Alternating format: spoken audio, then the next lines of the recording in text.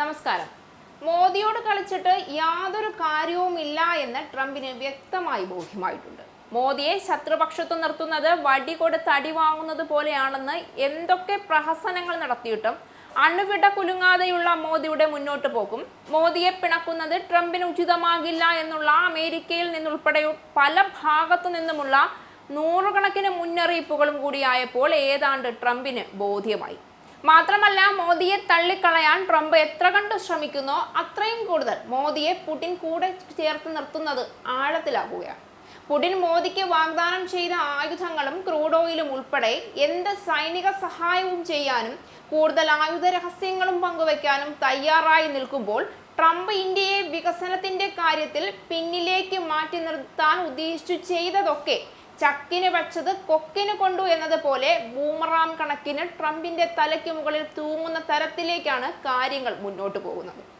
ഇന്ത്യയും ചൈനയും റഷ്യയും കൂടി സഖ്യം ചേർന്നുകൊണ്ട് ട്രംപിനെതിരെ കൂട്ടായി മാറാൻ തീരുമാനിച്ചാൽ അത് വലിയ അനർത്ഥത്തിലേക്ക് ട്രംപിനെയും അമേരിക്കയെയും കൊണ്ടുചെന്ന് എത്തിക്കുമെന്നുറപ്പായതോടെ മോദിയുടെ കാലു പിടിച്ചു മാപ്പ് പറഞ്ഞിട്ടായാലും മോദിയെ അനുനയിപ്പിച്ചു കൂടെ നിർത്താനുള്ള കുതന്ത്രങ്ങൾ മെനയാൻ ട്രംപ് വീണ്ടും ഇറങ്ങി പുറപ്പെട്ടിട്ടുണ്ട് എന്ന തരത്തിലുള്ള വാർത്തകളാണ് ഇപ്പോൾ പുറത്തു വരുന്നത്.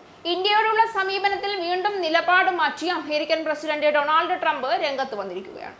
ഇന്ത്യ ചൈനീസ് പക്ഷത്തായെന്ന് കരുതുന്നില്ല എന്നും നരേന്ദ്രമോദി മഹാനായ നേതാവും സുഹൃത്തുമാണ് തനിക്ക് എന്നുമാണ് മോദിയുമായി നല്ല ബന്ധമാണ് ഉള്ളത് എന്നും ട്രംപിന്റെ പുതിയ കണ്ടുപിടുത്തം എന്ന് വേണം പറയാൻ. ഇന്ത്യ റഷ്യൻ എണ്ണ വാങ്ങുന്നതിലാണ് എതിർപ്പെന്ന് പറഞ്ഞ ട്രംപ് ഇന്ത്യയുമായുള്ള പ്രശ്നം പരിഹരിക്കുമെന്നാണ് പ്രതീക്ഷയെന്നും കൂട്ടിച്ചേർത്തു.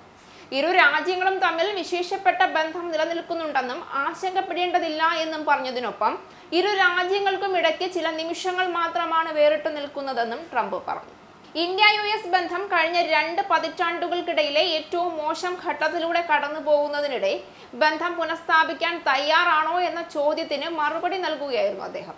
താൻ എപ്പോഴും മോദിയുമായി സൗഹൃദത്തിലാണ് എന്നും അദ്ദേഹം മികച്ച പ്രധാനമന്ത്രിയാണെന്നും യാതൊരു സംശയവും കൂടാതെ ട്രംപ് മാധ്യമങ്ങൾക്ക് മുന്നിൽ പ്രതികരിച്ചു. പക്ഷേ ഈ പ്രത്യേക നിമിഷത്തിൽ ഇന്ത്യ ചെയ്യുന്ന ചില കാര്യങ്ങൾ തനിക്കിഷ്ടമില്ല എന്നും ട്രംപ് വ്യക്തമാക്കി. റഷ്യയിൽ നിന്ന് ഇന്ത്യ വലിയ തോതിൽ എണ്ണ വാങ്ങുന്നതിൽ താൻ വളരെ നിരാശനാണെന്നും ട്രംപ് പറഞ്ഞു. ഇന്ത്യ റഷ്യയിൽ നിന്ന് ഇത്രയധികം എണ്ണ വാങ്ങുന്നതിൽ താൻ നിരാശനാണെന്നും അത് ഇന്ത്യയെ അറിയിച്ചിട്ടുണ്ടെന്നും ഇന്ത്യക്ക് 50% തീരുവ ഏർപ്പെടുത്തിയത് വളരെ ഉയർന്ന തീരുവയാണ് എന്ന തിരിച്ചറിവും കുറ്റബോധവും ട്രംപ് പങ്കുവച്ചു. കുറച്ചു മാസങ്ങൾക്ക് മുൻപ് പ്രധാനമന്ത്രി US സന്ദർശിച്ചിരുന്നതും ട്രംപ് ഓർമ്മിച്ചു.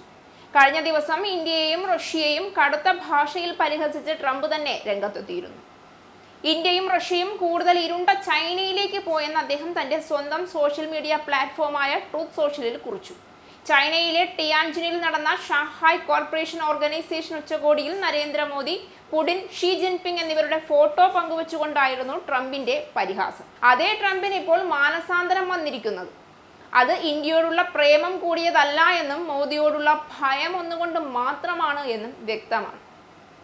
മോദി എന്ന് കേട്ടാൽ പോലും വിറയ്ക്കുന്ന തരത്തിലേക്ക് ട്രംപ് മാറിയെങ്കിൽ മോദിയുടെ ശക്തി എത്ര വലുതാണ് എന്ന് അഭിമാനത്തോടെ ഇന്ത്യക്കാർക്ക് മൊത്തം ഓർക്കാം. ഇസ്രായേലിന്റെ 5 സൈനിക താവളങ്ങളിൽ കനത്ത നാശനഷ്ടം. മോദി വെളിപ്പെടുത്തുന്ന ഇന്ത്യയുടെ വികസനത്തിന്റെ മയക്കുമരുന്ന് വിൽപ്പനയ്ക്കെതിരെ ശക്തമായ നടപടിയെടുത്ത് ഷാർജ പോലീസ്. അമേരിക്കയിലെ സാധാരണ മനുഷ്യരോട് കൂടിയാണ് കോൺഗ്രസിനുള്ളിൽ പങ്കുവയ്ക്കാൻ ഓപ്പറേഷൻ സിന്ദൂറിൽ ഉപയോഗിച്ച